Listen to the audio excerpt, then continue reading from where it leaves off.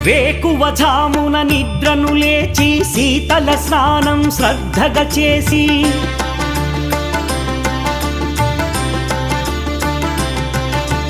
మాలను దాల్చి శీఘ్రముగా దీక్షారంభము చేసి తిని మాలను దాల్చి శీఘ్రముగా దీక్షారంభము చేసి తిని గణపతి షణ్ముఖ అయ్యప్ప స్వాముల ప్రాతకాలపు వేళల తలచి స్వామి అయ్యప్ప శరణు ఘోషతో మండల దీక్షలు చేసి తిని స్వామియే అయ్యప్పో అయ్యప్పో స్వామియే స్వామియే అయ్యప్పో అయ్యప్పో స్వామియే.